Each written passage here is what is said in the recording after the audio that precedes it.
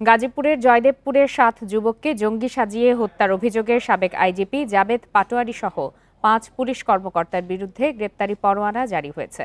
সকালে আন্তর্জাতিক অপরাধ ট্রাইব্যুনাল ১ এই পরোয়ানা জারি করে।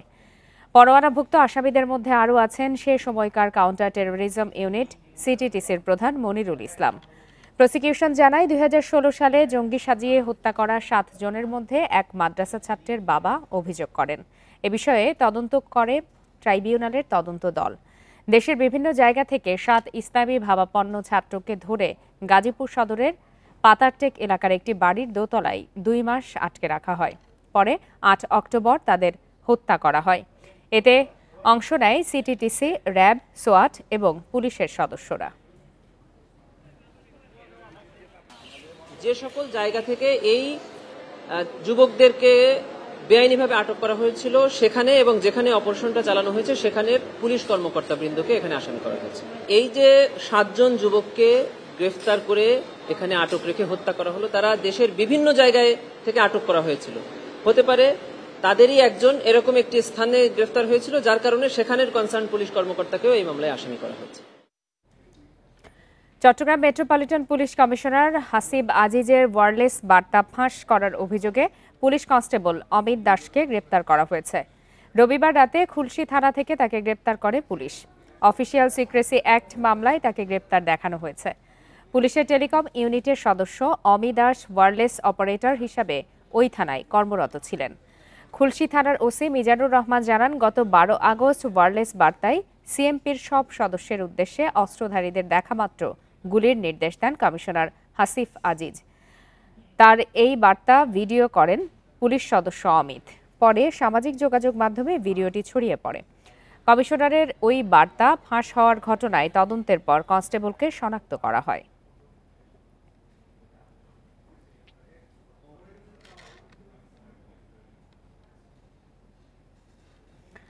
ঝিনাইদহ ২ আসনের সাবেক সংসদ সদস্য ও জেলা আওয়ামী লীগ সভাপতি শফিকুল ইসলাম অপুকে গ্রেপ্তার করেছে পুলিশ। রবিবার রাতে ধানমন্ডি থেকে তাকে গ্রেপ্তার করা হয়। ২০২৪ সালের ৫ আগস্ট থেকে তিনি পলাতক ছিলেন। তার বিরুদ্ধে জেলা বিএনপির অফিস ভাঙচুর, অগ্নিসংযোগ, জেলা বিএনপি সভাপতির বাসায় আগুন দেয়া সহ অন্তত ৩টি মামলা রয়েছে। এছাড়া গত বছরের ৪ আগস্ট ঝিনাইদহে আন্দোলনরত ছাত্র জনতার ওপর হামলার মামলার আসামি অপু। গোয়েন্দা তথ্যের ভিত্তিতে গ্রেপ্তারের পর জিজ্ঞাসাবাদের জন্য ঝিনাইদহে নেওয়া হচ্ছে তাকে। ২০০৮ সালের ৯ম জাতীয় সংসদ নির্বাচনে আওয়ামী লীগের প্রার্থী হিসাবে ঝিনাইদহ ২ আসন থেকে নির্বাচিত হন শফিকুল ইসলাম অপু।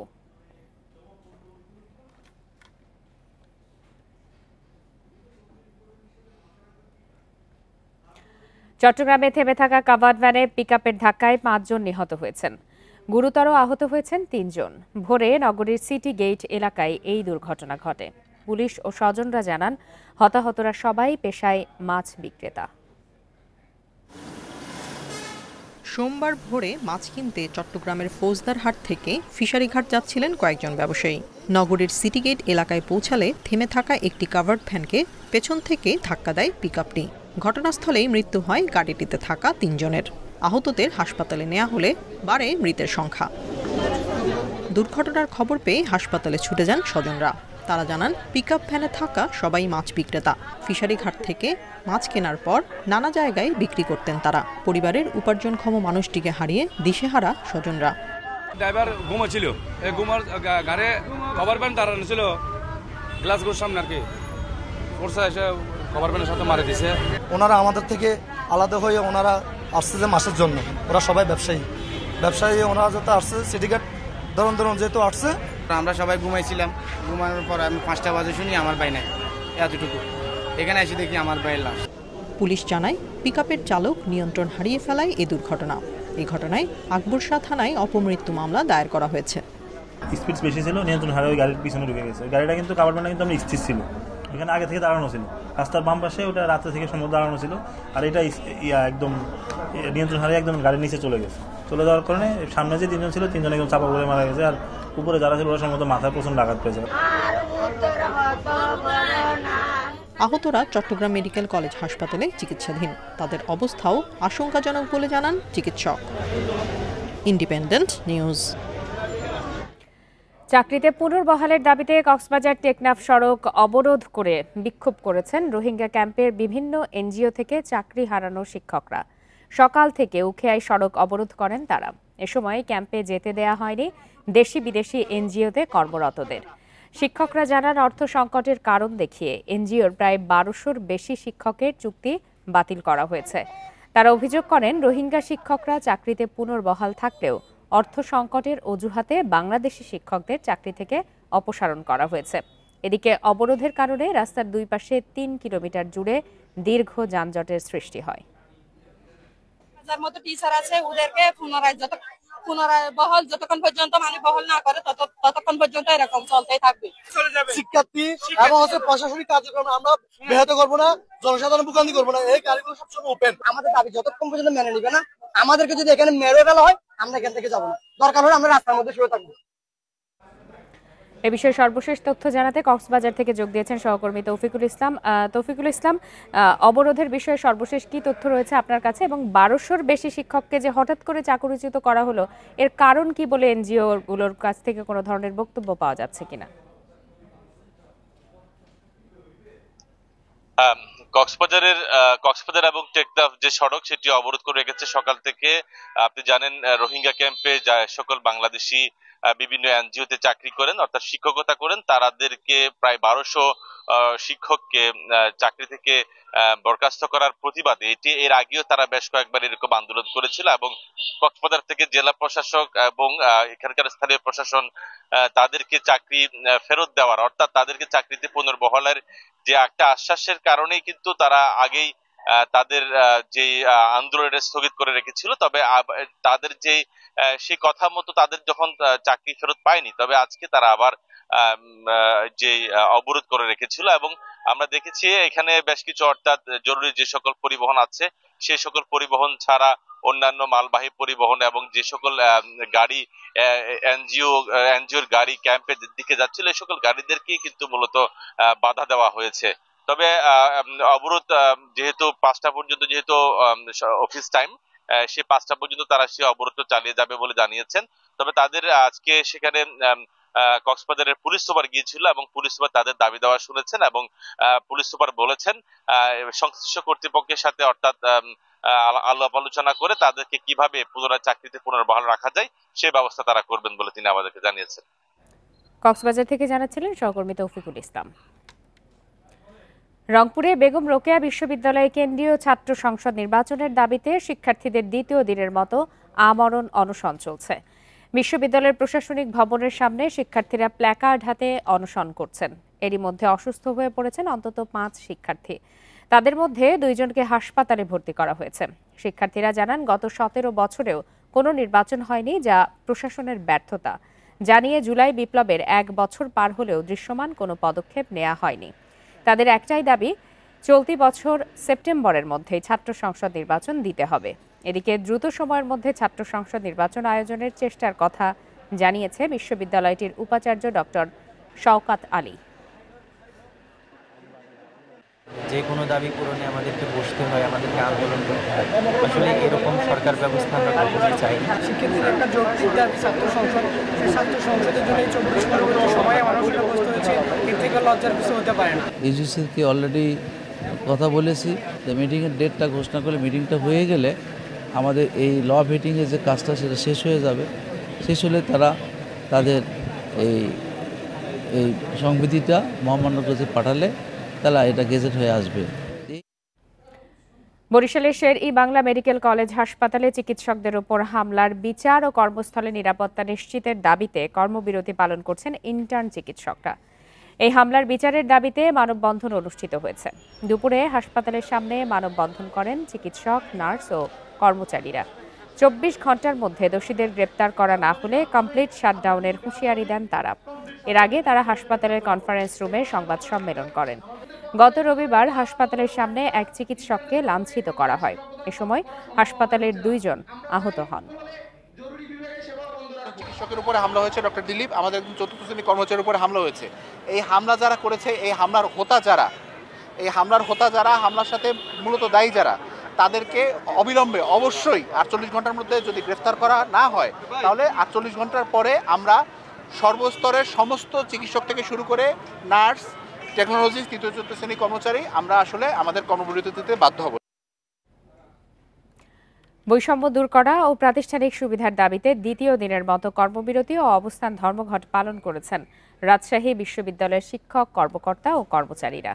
সোমবার সকাল 9টায় প্রশাসনিক ভবনের সামনে অবস্থান নেন তারা। দুপুর 1টা পর্যন্ত এই কর্মসূচি চলাকালে উপাচার্য, উপ উপাচার্য সহ প্রশাসনিক কোনো কর্মকর্তাই ভেতরে প্রবেশ করতে পারেননি। পরীক্ষা ছাড়া সকল বিভাগের একাডেমিক কার্যক্রম বন্ধ ছিল। কর্মবিরতিতে আন্দোলনকারীরা বিশ্ববিদ্যালয়ের শিক্ষকদের কোয়ার্টার সংস্কার সহ প্রাতিষ্ঠানিক সব সুবিধা বাস্তবায়নের দাবি জানান। দাবি না মানলে কঠোর আন্দোলনের হুঁশিয়ারি দেন তারা। একই দাবিতে মঙ্গলবার পূর্ণ দিবস কর্মবিরতি পালনের ঘোষণা দিয়েছেন আন্দোলনকারীরা। আমাদের যে বেতনের 40% সেটা কাটা হয়, আসলে 40%-এ যে টাকার পরিমাণটা হয় সেই অনুযায়ী সেই বাসার কোয়ালিটি আছে কিনা এটা মেহরবানি করে আপনারাও একটা রিপোর্ট করবেন, দেখাবেন মানুষকে। প্রশাসন কোনো উদ্যোগ না নেয় আমরা বসে এর সাথে কঠোর প্রোগ্রাম দিব, কর্মসূচি দিব যাতে এটা কার্যকরী হয়। রাজশাহী বিশ্ববিদ্যালয়ের পরিসংখ্যান বিভাগের এক অধ্যাপকের বিরুদ্ধে শিক্ষার্থীকে যৌন নিপীড়নের অভিযোগ উঠেছে। অভিযুক্ত শিক্ষকের শাস্তির দাবিতে মানববন্ধন করেছেন বিভাগের শিক্ষার্থীরা। সকালে বিশ্ববিদ্যালয়ের প্যারিস রোডে এই মানববন্ধন করেন ছাত্রছাত্রীরা। এ সময় ভুক্তভোগী শিক্ষার্থীর সার্বিক নিরাপত্তা, শারীরিক ও মানসিক সুরক্ষা নিশ্চিত করা, নির্যাতনকারীর সর্বোচ্চ শাস্তি এবং আইনের আওতায় আনার দাবি জানান তারা। এ বিষয়ে বিশ্ববিদ্যালয় কর্তৃপক্ষ বলছে, অভিযোগ তদন্ত করা হচ্ছে। তদন্তে সঠিক তথ্য পাওয়া গেলে তার ভিত্তিতে প্রয়োজনীয় ব্যবস্থা নেওয়া হবে।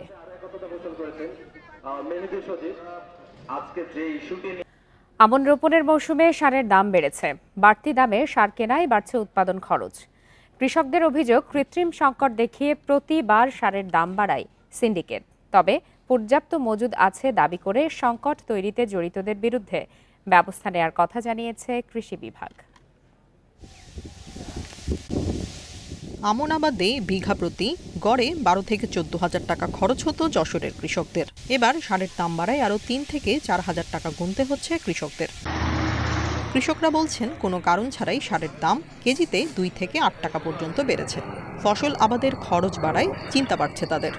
ইউরিয়া সারে কেজিতে 2 টাকা বেড়ে গেছে, আর টিএসপিতে 7-8 টাকা বেড়ে গেছে, এরকম পটাশের আমার 2-3 টাকা বেড়ে গেছে। টিএসপি সারের 50 কেজির বস্তার সরকারি মূল্য 1350 টাকা হলেও চুয়াডাঙ্গার কৃষকদের তা কিনতে হচ্ছে 1600 থেকে 1700 টাকায়। একই অবস্থা হবিগঞ্জ ও ঠাকুরগাঁওয়ের কৃষকদের।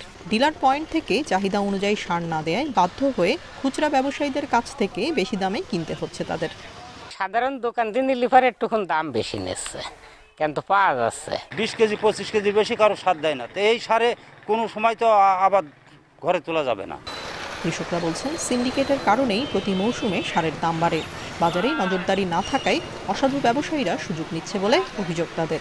চাষিদের মাধ্যমে উত্তোলন করে তারা ব্যবসা প্রতিষ্ঠানে নিয়ে যে ওখান থেকে অতিরিক্ত দামে বিক্রি করে। সরকারি রেটের থেকে 500-700 টাকা করে বেশি দিলে অ্যাভেলেবল সার। তবে সারের পর্যাপ্ত মজুদ আছে জানিয়ে বাজার ঠিক রাখতে অভিযান চালানোর কথা জানিয়েছেন কৃষি কর্মকর্তারা। অরিড হওয়ার জন্য আমি নিষেধ করছি যে প্রত্যেক মাসের সার আলাদাভাবে বিভাজন দেওয়া আছে এবং সেই সার প্রত্যেক মাসের শুরু হওয়ার আগেই আমরা বরাদ্দ দিয়ে থাকি। কিছু অসাধু ব্যবসায়ী যে অতি উচ্চ মূল্যে সার বিক্রি করার পায়তারা বা চেষ্টা করছি, সেক্ষেত্রে আমরা মোবাইল কোড সহ এবং রাসায়নিক সার জব্দ করার জন্য আমরা ইতিমধ্যে 4টির মতো মোবাইল কোড করেছি। এবং এই উৎপাদন খরচ ও বাজার পরিস্থিতির সমন্বয় না হলে ফসল আবাদ করে লাভের বদলে লোকসানের মুখে পড়ার আশঙ্কা কৃষকদের। Tania Nasrin, independent news. নানা কর্মসূচিতে বিভিন্ন জেলায় জাতীয় মৎস্য সপ্তাহ পালিত হয়েছে। চাঁদপুরে বর্ণাঢ্য র্যালি ও আলোচনা সভা অনুষ্ঠিত হয়। উপজেলা চত্বরের পুকুরে মাছের পোনা অবমুক্ত করা হয়। পটুয়াখালীতে সকাল 10টায় উপজেলা পরিষদ চত্বর থেকে একটি র্যালি বের করা হয়। পরে উপজেলা পরিষদের পুকুরে বিভিন্ন প্রজাতির মাছের পোনা অবমুক্ত করা হয়। এ সময় বক্তারা মৎস্য সম্পদ উন্নয়ন ও সংরক্ষণে জনগণকে আরও সচেতন হওয়ার আহ্বান জানান। গাজীপুরে জাতীয় মৎস্য পদক দেয়া হয় 3 জনকে। পরে ভাওয়াল রাজদিঘিতে মাছের পোনা অবমুক্ত করেন প্রশাসনের কর্মকর্তারা। সিলেটে সরকারি জলাশয়, দিঘিগুলো দ্রুত দখলমুক্ত করার দাবি জানানো হয়। নানা কর্মসূচিতে জাতীয় মৎস্য সপ্তাহ পালিত হয় নাটোর, লক্ষ্মীপুর, ঝালকাঠি, কুয়াকাটা, গোপালগঞ্জ, ফরিদপুর, ঝিনাইদহ, মাগুরা, খাগড়াছড়ি ও হিলিসহ বিভিন্ন স্থানে। মৎস্য সপ্তাহটা কি জন্য করা হচ্ছে? জনগণকে সচেতন করার জন্য, মাছ উৎপাদনে উদ্বুদ্ধ করার জন্য। দেশি মাছ যাতে আমাদের উৎপাদন বৃদ্ধি পায় সেজন্য আমরা দেশীয় প্রজাতির রুই, কাতল, মৃগেল মাছে আমরা 40 কেজি পোনা এখানে ছেড়েছি, জাস্ট টোকেন হিসাবে আর কি। আমাদের নতুন করে পদ্মার পানি না বাড়লেও কুষ্টিয়ার 2 ইউনিয়নের মানুষ এখনও পানিবন্দী। ঘরবাড়ির সঙ্গে তলিয়ে আছে চলাচলের রাস্তা ও বিপুল পরিমাণ ফসলি জমি। এদিকে এখনও ত্রাণ সহায়তা না পাওয়ার অভিযোগ পানিবন্দী মানুষের। দিন 10 আগে পানি বাড়তে শুরু করে পদ্মায়, তলিয়ে যায় কুষ্টিয়ার নদী তীরের অনেক এলাকা। নতুন করে পানি না বাড়লেও এখনও পানিবন্দী সীমান্তবর্তী উপজেলা দৌলতপুরের চিলমারি ও রামকৃষ্ণপুর ইউনিয়নের বেশিরভাগ এলাকা। দিন গড়ানোর সঙ্গে দুর্ভোগ বেড়েছে মানুষের, বিপদে প্রাণীকুলো, হুমকির মুখে রয়েছে বেড়িবাঁধ। পানি হয়েছে এই জন্য আমার সবসময় ভয় লাগছে, আমরা কিভাবে থাকবো, কিভাবে চলবো। বন্যার সমস্যা, আমাদের পুকুরে মাছ ভাইসে গেছে, আরও অনেক অনেক জায়গা তো ডুবে গেছে, অনেক সমস্যা, গরু বাছুর নিয়ে কেউ জায়গায় জায়গায় চলে যাচ্ছে। অভিযোগ আছে পানিবন্দী এলাকায় ত্রাণ সহায়তা পৌঁছায়নি, যদিও পানিবন্দী মানুষের পাশে থাকার কথা জানিয়েছে প্রশাসন। এখন পর্যন্ত আমরা কোনো সাহায্য সহযোগিতা পাই নাই সরকারের কাছ থেকে। আমরা ইনস্ট্যান্ট কিছু খাবার, শুকনা খাবার বা মানুষের দিন চালানোর জন্য যে খাবারগুলোর প্রয়োজন সেই খাবারগুলো আমরা সাথে এনেছি এবং বিভিন্ন ব্যক্তিদের, বিভিন্ন পরিবারকে সেটা আমরা সরবরাহ করছি। এছাড়াও তাদের যদি ঘরবাড়ি ভেঙে যায়, পরবর্তীতে আমাদের ঊর্ধ্বতন কর্তৃপক্ষ, জেলা প্রশাসক স্যারকে জানানো হয়েছে। পানি উন্নয়ন বোর্ড বলছে ঝুঁকিপূর্ণ সব বাঁধ এলাকায় সতর্কতামূলক ব্যবস্থা নেওয়া হয়েছে। পানি বৃদ্ধি পাচ্ছে, এর জন্য আমরা সজাগ আছি। আমাদের পানি উন্নয়ন বোর্ডের পক্ষ থেকে সব জায়গায় আমাদের যে কর্মকর্তা কর্মচারীরা আছেন তারা নজরদারিতে রাখছেন এবং যেখানে তাৎক্ষণিকভাবে কোনো ভাঙনের সৃষ্টি হলে আমরা জিও ব্যাগ এবং টিউব দিয়ে সেই ভাঙন প্রতিরোধের ব্যবস্থা গ্রহণ করব। দৌলতপুর উপজেলার রামকৃষ্ণপুর ও চিলমারি ইউনিয়নের প্রায় 20,000 পরিবারের 1.5 লক্ষ মানুষ এখনও পানিবন্দী। Independent news. সাভারের আশুলিয়ায় সরকারি জমি দখল করে গড়ে ওঠা অবৈধ স্থাপনা উচ্ছেদ করেছে সড়ক ও জনপথ অধিদপ্তর। এ সময় শতাধিক স্থায়ী অস্থায়ী স্থাপনা উচ্ছেদ করা হয়। সকাল থেকে দুপুর পর্যন্ত আশুলিয়ার নবীনগর চন্দ্রা মহাসড়কের ডেন্ডাবর থেকে বাইপাইল পর্যন্ত এই অভিযান পরিচালনা করা হয়। সড়ক বিভাগ জানায়, দীর্ঘদিন ধরে সরকারি জায়গায় অবৈধভাবে স্থাপনা নির্মাণ করা হচ্ছিল। সকালে 3 কিলোমিটার এলাকায় অভিযানে শতাধিক স্থাপনা উচ্ছেদ করা হয়। সরকারি জায়গা দখলমুক্ত রাখতে নিয়মিত অভিযান পরিচালনা করা হবে বলেও জানিয়েছেন কর্মকর্তারা।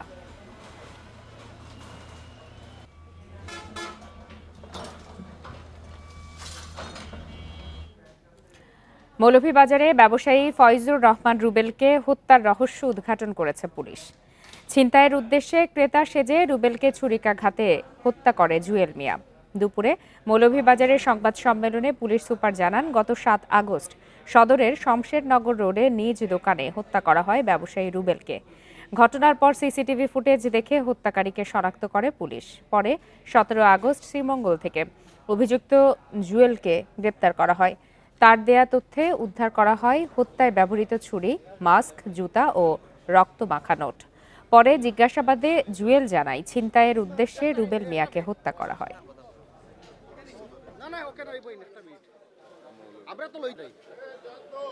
আমার উদ্দেশ্য ছিল পিছনের সাইডে নেওয়া, যেখানে যেহেতু দেখলাম অনেক সময় কোনো মানুষ আসতেছে না, পিছনে নিয়ে গিয়ে আমি তখন তাকে চাকু মারি আর কি। একটা মারার পর পরবর্তীতে আমি দেখি যে চিল্লাপাল্লা করতেছে, তখন আমি একেবারে তার মৃত্যু নিশ্চিত করে আসি আর কি। লক্ষ্মীপুরে নির্মাণাধীন ভবনের দেয়াল ধসে শাহিন আক্তার নামে এক মাদ্রাসা শিক্ষার্থী নিহত হয়েছে। সকালে সদর উপজেলার বাংগাখা ইউনিয়নের আমানুল্লাপুরে এই ঘটনা ঘটে। নিহত শাহিন আক্তার আয়েশা মাদ্রাসার 8ম শ্রেণীর শিক্ষার্থী ছিল। স্বজনরা জানায়, রবিবার সকালে মায়ের সাথে অভিমান করে ঘর থেকে বের হয় শাহিন। এরপর বিভিন্ন স্থানে খোঁজাখুঁজি করেও তাকে পাওয়া যায়নি। পরে সোমবার সকালে চাচা ওসমান গনির নির্মাণাধীন ভবনের দেয়ালের নিচে চাপা পড়ে থাকতে দেখে পুলিশকে খবর দেয়া হয়।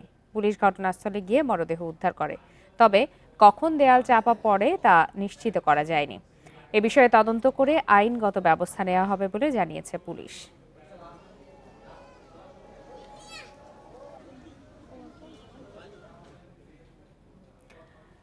পাবনার ভাঙ্গুড়ায় সড়ক থেকে 2 নারীর মরদেহ উদ্ধার করেছে পুলিশ। ভোরে পৌরসভার সাহেবপাড়া এলাকা থেকে মরদেহ দুটি উদ্ধার করা হয়। ভাঙ্গুড়া থানার ওসি শফিকুর ইসলাম জানান, সড়কের পাশে মরদেহ পড়ে থাকতে দেখে থানায় খবর দেন স্থানীয়রা। ধারণা করা হচ্ছে দ্রুতগামী কোনো গাড়ির ধাক্কায় মৃত্যু হয়েছে তাদের। তারা ওই এলাকায় ভিক্ষাবৃত্তি করতেন বলে জানান স্থানীয়রা। ময়না তদন্তের জন্য মরদেহ দুটি পাবনা জেনারেল হাসপাতালের মর্গে পাঠানো হয়েছে। সেই সঙ্গে তাদের পরিচয় শনাক্তের চেষ্টা চলছে বলেও জানায় পুলিশ।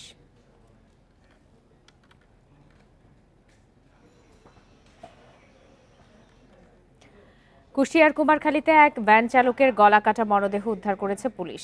সকালে উপজেলার জগন্নাথপুরের পদ্মা নদীর পাশে একটি বাগান থেকে হৃদয় আলীর মরদেহ উদ্ধার করা হয়। পুলিশ জানায়, হৃদয় আলীর মরদেহ পড়ে থাকতে দেখে পুলিশকে খবর দেয় স্থানীয়রা। পরে মরদেহটি উদ্ধার করে ময়না তদন্তের জন্য জেলার সদর হাসপাতালে পাঠানো হয়। ভ্যান ছিনিয়ে নিতে হৃদয়কে হত্যা করা হয় বলে প্রাথমিকভাবে ধারণা করছে পুলিশ। এ ঘটনায় জিজ্ঞাসাবাদের জন্য 2 জনকে আটক করা হয়েছে। তদন্ত করে ব্যবস্থা নেওয়ার আশ্বাস পুলিশের।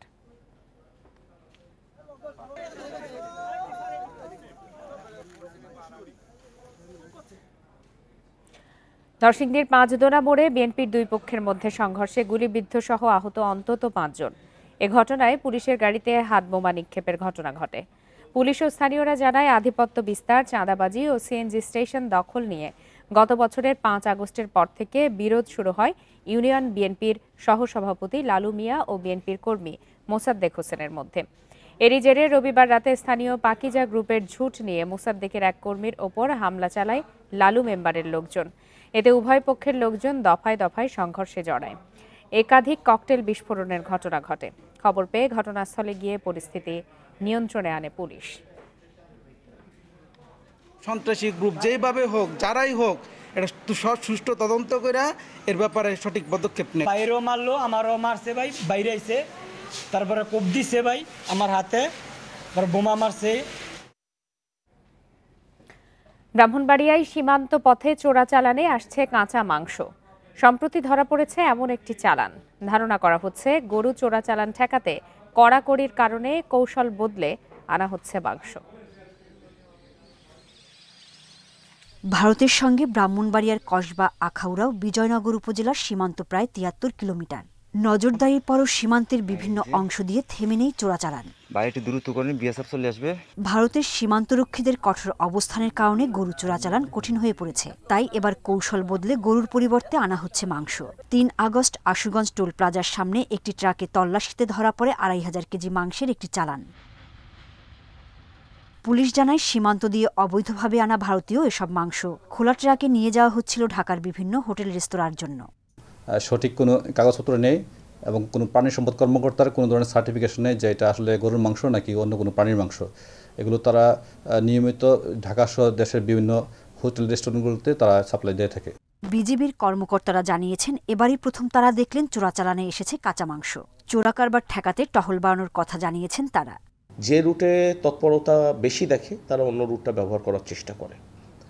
সেক্ষেত্রে বিজিবিও তৎপরতা বৃদ্ধি করে এবং আমরা আমাদের নিজেদের কৌশল পরিবর্তন করছি তাদের সঙ্গে, যার ফলে বর্তমানে আমাদের বর্ডার এরিয়া দিয়ে গত 6 মাসে 4,37,00,000 টাকার উপরে মাদকদ্রব্য ধরা হয়েছে। আশুগঞ্জ সীমান্ত দিয়ে অবৈধভাবে আনা মাংসের চালানের সঙ্গে ধরা পড়ে 2 চোরা কারবারি। Independent news. ঠিকাদার লাপাত্তা হওয়ায় 2 মাস ধরে বন্ধ চাঁদপুর আধুনিক নৌ টার্মিনাল নির্মাণ কাজ। 2 বছর মেয়াদী এই প্রকল্পের কাজ শেষ হয়েছে মাত্র 30%। এতে যাত্রীদের নিরাপত্তা ও আধুনিক মানের সেবা সুনিশ্চিতে দেরি হচ্ছে। বিআইডব্লিউটিএ বলছে, 2024 সালের অক্টোবর মাসে বিশ্বব্যাংক ও পরামর্শক প্রতিষ্ঠানের পরামর্শ অনুযায়ী বিকল্প পদ্ধতি ব্যবহার করে পাইলিংয়ের কাজ শুরু করা হয়। তবে পাইলিংয়ের কাজ শেষ হলেও নির্দিষ্ট সময়ে শেষ হয়নি টার্মিনালের নির্মাণ কাজ। ইতোমধ্যে সংশ্লিষ্ট মন্ত্রণালয়ে যোগাযোগ করে কাজটি দ্রুত চালু করার চেষ্টা চলছে বলে জানান জেলা প্রশাসক। 2016 সালের 10 নভেম্বর একনেকে অনুমোদন পায় চাঁদপুর আধুনিক নৌ টার্মিনাল নির্মাণ প্রকল্প। প্রকল্পটির ব্যয় প্রায় 67 কোটি টাকা ধরা হয়। তবে বর্তমানে তা বেড়ে দাঁড়িয়েছে 93,43,54,000-এ। আমি ইতিমধ্যে মন্ত্রণালয়ের সাথে কথা বলেছি, তারা জানিয়েছে যে এই টেন্ডারটা হয় তারা রিটেন্ডার করে নতুন কোনো ঠিকাদার নির্বাচন করবে, অথবা যদি এই ঠিকাদারদের সাথে তারা যোগাযোগ করার চেষ্টা করছে, সে যদি দেশে আসে তার লোকজনদেরকে যেন সে কাজটা দ্রুত করতে পারে। জাহাঙ্গীরনগর বিশ্ববিদ্যালয়ে নানা আয়োজনে পালিত হয়েছে নাট্যাচার্য সেলিম আলদিনের ৭৬তম জন্মবার্ষিকী। সকালে বিশ্ববিদ্যালয়ের পুরাতন কলা ভবন থেকে নাটক ও নাট্যতত্ত্ব বিভাগের আয়োজনে বের হয় র্যালি। পরে তার সমাধিতে ফুল দিয়ে শ্রদ্ধা নিবেদন করা হয়। এর আগে আলোকচিত্র প্রদর্শনী ও সেলিম আলদিনের নাটকের গান পরিবেশন করেন শিক্ষার্থীরা। এছাড়াও আয়োজন করা হয় দিনব্যাপী নানা অনুষ্ঠানের।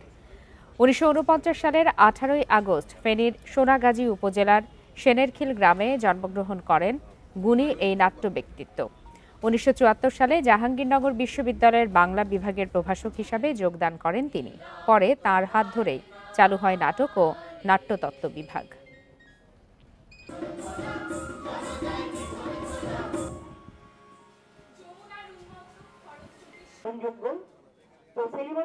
স্মরণ করি, তিনি বেঁচে থাকেন, এজন্য আমাদের নাটক ও নাট্যতত্ত্ব বিভাগের মানুষ মানুষের সৃষ্টির মধ্যে বেঁচে থাকে। সেলিম আলদিন স্যারও ঠিক সেভাবে তার সৃষ্টির মধ্যে আমাদের মাধ্যমে বেঁচে আছে। সেলিম আলদিনের যেই দর্শন, সেটা যদি কেউ বোঝে তাহলে এই প্রাচ্যের শিল্প সংস্কৃতি তার অবশ্যই ভালো লাগবে।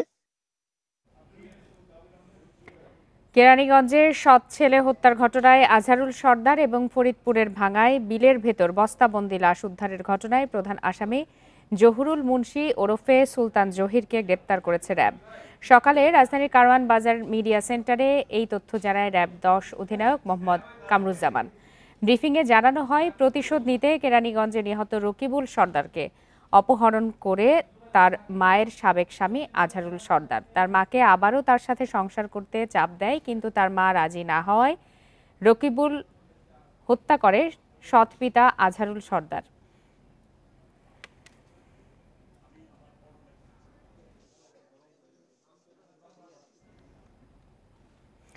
কুয়াকাটায় এক জেলের জালে ধরা পড়েছে বিরল প্রজাতির সজারু মাছ। কাঁটাযুক্ত মাছের ওজন ৩.৫ কেজি। রবিবার রাত ৯টার দিকে মাছটি আলিপুর মৎস্য অবতরণ কেন্দ্রে নিয়ে আসা হয়। এ সময় মাছ দেখতে ভিড় জমায় উৎসুক জনতা। এর আগে গত শুক্রবার বঙ্গোপসাগরের শেষ বয়া এলাকায় জেলের জালে মাছটি ধরা পড়ে। মৎস্য কর্মকর্তারা জানান, বাংলাদেশে এই ধরনের পটকা মাছের বেশ কয়েকটি প্রজাতি পাওয়া যায়। এসব মাছের শরীরে বিষ থাকে, যা মানুষের জন্য অত্যন্ত ক্ষতিকর।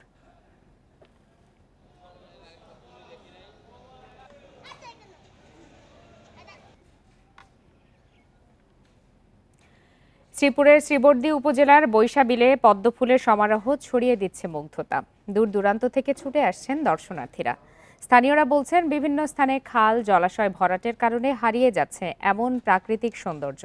হুমকির মুখে বৈশাবিলও। রাশি রাশি পদ্ম ফুলে ছেয়ে গেছে বৈশাবিল। বর্ষার থই থই পানিতে ভেসে থাকা ফুলের কারণে বিলটি যেন রূপ নিয়েছে শিল্পীর অনবদ্য ক্যানভাসে। পদ্মফুলের সৌন্দর্যে প্রতিদিনই ছুটে আসছেন শত শত মানুষ। নৌকায় ঘুরছে স্বজন বন্ধুদের নিয়ে, মুঠোফোনে বন্দি করছেন চোখ জোড়ানো দৃশ্য। বন্ধু বান্ধব এবং ওনার ওয়াইফ সহ ঘুরতে আসছে, অনেক সুন্দর, ভালো ফুল দেখলাম আর আমার ভালো লাগছে। এদিকে দর্শনার্থীদের কেউ কেউ ফুল তোলায় বিলের সৌন্দর্য নষ্টের শঙ্কা জানান অনেকেই। আরো ভালো লাগতো যদি পদ্ম ফুলগুলোকে এভাবে ছিঁড়ে না ফেলা হতো। এই ফুলগুলি যারা দর্শনার্থী তারা এসে বেশিরভাগ মানুষই ছিঁড়ে নিয়ে যাচ্ছে। যদি এইভাবে ছিঁড়তে থাকে তবে একটা সময় এখানকার সৌন্দর্য নষ্ট হয়ে যাবে। বিল ঘিরে দর্শনার্থীদের নিরাপত্তা, রাস্তা সংস্কার সহ প্রয়োজনীয় ব্যবস্থা নেওয়ার আশ্বাস উপজেলা প্রশাসনের। ইউনিয়ন পরিষদের চেয়ারম্যান এবং গ্রাম পুলিশদের মাধ্যমে আমরা অবশ্যই এটা জনসচেতনতামূলক যে তারা যেন পদ্ম না তুলে এই কার্যক্রম আমরা জারি করব। শহর থেকে 14 কিলোমিটার দূরে বৈশাবিল। বর্ষার সময় ছাড়া খুব একটা পানি থাকে না, তাই বিলটি রক্ষায় ব্যবস্থার দাবি স্থানীয়দের। Independent news. এর সাথে শেষ করছে আজকের সমগ্র বাংলাদেশ। ইন্ডিপেন্ডেন্ট টেলিভিশনের সব খবরের আরও বিস্তারিত জানতে চোখ রাখুন ফেসবুক, ইউটিউব আর এক্সে। ধন্যবাদ সবাইকে।